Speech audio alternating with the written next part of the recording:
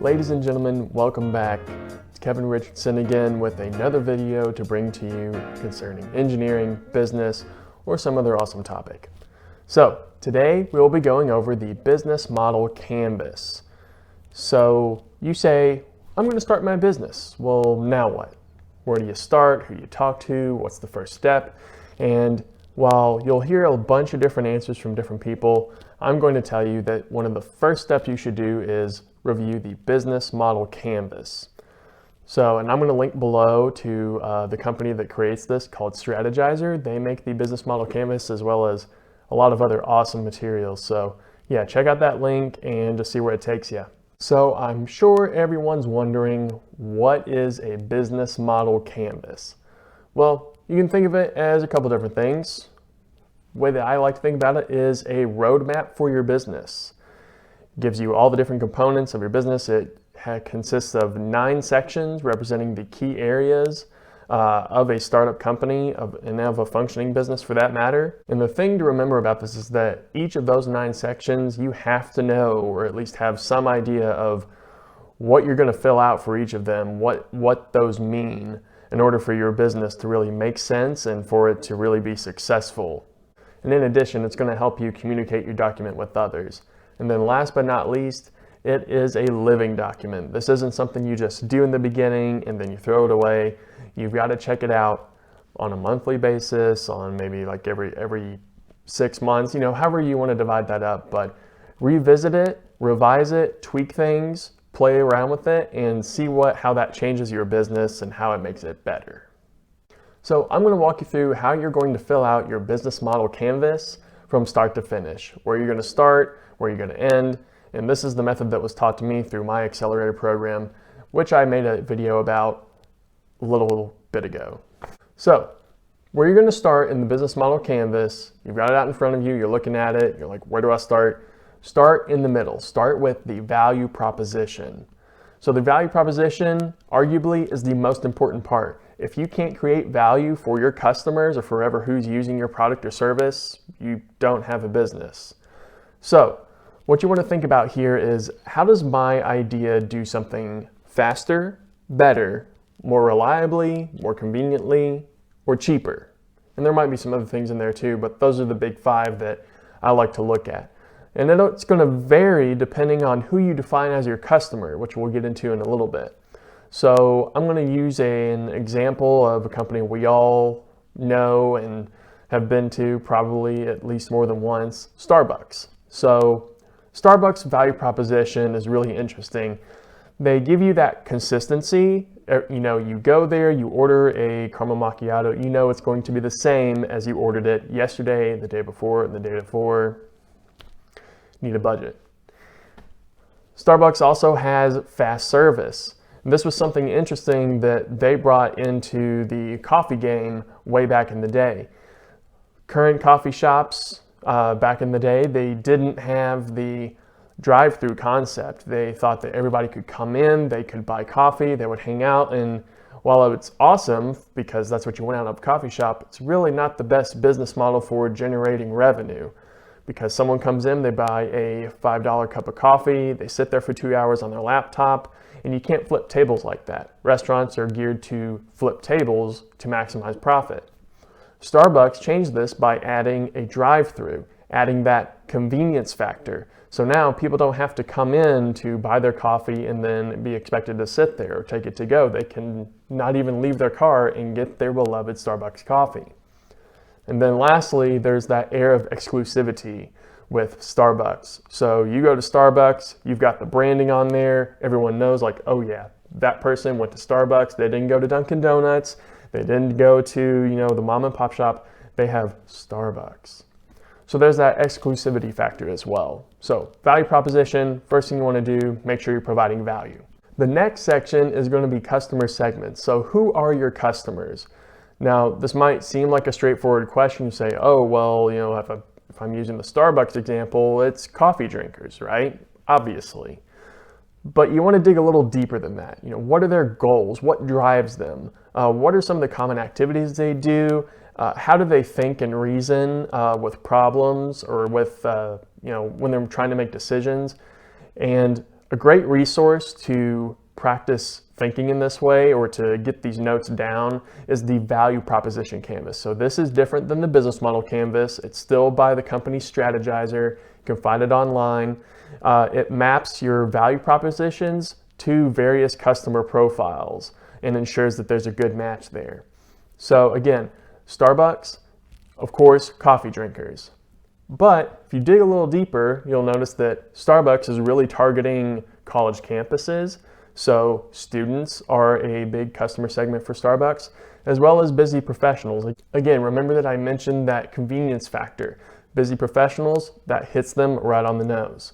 So Starbucks knows their customer segments. From here, you'll want to jump into customer relationships. So this is between the customer segments section and the value proposition. And what it represents is how will you interface with customers? So is that going to be face-to-face, like in a retail location? Is that going to be a customer service number, like online sales? Or would that be maybe more like social media or building a community that others can partake in? How will you gain, keep, and grow those customer relationships? So going back to our Starbucks example, they use social media quite a bit, Instagram, Twitter, Facebook. They also use their point system in their app to keep people coming back. They get discounts off of their drinks and so on. And they also have seasonal deals. Pumpkin spice lattes, we all know. So Starbucks knows their customer relationships. Then moving just below that are channels.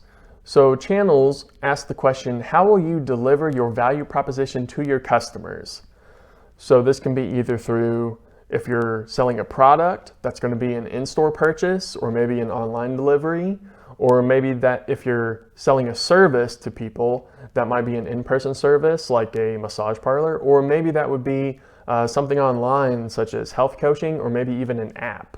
So obviously Starbucks has retail locations, so that's interacting with the customer face-to-face, it's the atmosphere, it's the experience of going to a Starbucks, but also with newer services such as DoorDash, Starbucks can now be delivered to people's doors. They don't have to depend on the Starbucks location experience because of that new business DoorDash and others like it. Online, you have the options of purchasing coffee beans or their K-Cups as well. And these are all different ways that Starbucks gets their product and their value proposition to you through their various channels. So we've covered the right half of the business model canvas. So looking to the left, we're going to group these three together. That's key partners, key activities, and key resources. So you can think of all three of these as things that you'll need for your business to function. I say things as in like physical things that you'll need. So for example, key partners, you'll need manufacturers to partner up with, assuming that you're not doing your manufacturing on your own. Retailers to distribute your product or to sell it in their stores, suppliers to get raw materials. So with Starbucks, that's coffee bean wholesalers, that's where they get their cups and everything. With key activities, you'll want to look at how you acquire materials for your business, communicate with customers is a big activity for a lot of businesses, hiring employees, general operations. So for Starbucks, that's making the coffee drinks, grinding coffee beans, general shop upkeep. And with key resources, you'll have your employees, your technology, whatever goods that you need to create your product.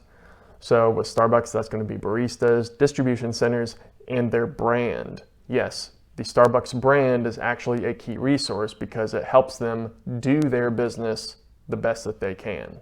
So key partners, key activities, key resources, the things that you need for your business to function.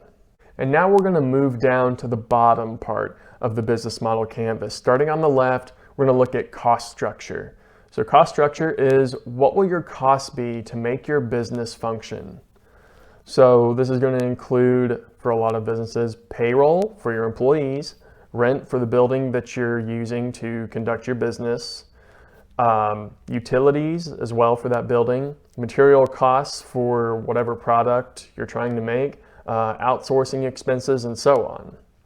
So for Starbucks, this would obviously be coffee beans, espresso machines, the cups and lids to get their coffee to you, and so on. So cost structure is what will your costs be? And then lastly, the most fun part is revenue streams. How will you receive money from customers when they purchase your product or service?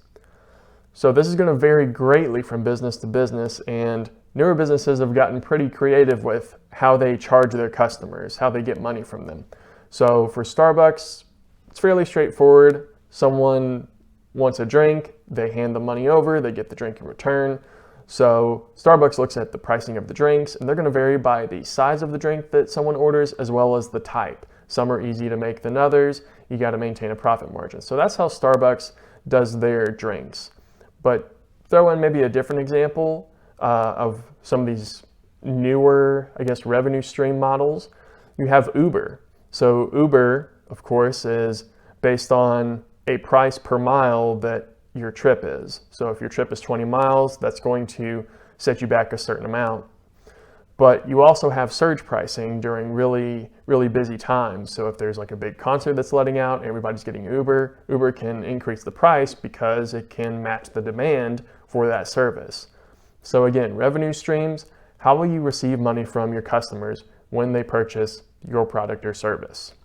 So in conclusion, this has been the Business Model Canvas. It's a great first step when turning your idea into a business. And I just encourage you, just play around with it, print out like 20 different copies, move things around, use sticky notes. Is a really great way that I learned to easily change things around or, trash ideas without starting completely new. Try it out with all of your awesome ideas and see what you get. So if you like this video, give it a thumbs up. If you like what I'm talking about, engineering, business, maybe a little 3D printing thrown in there, or whatever else comes up on this channel, subscribe. And last but not least, have a good weekend and thank you.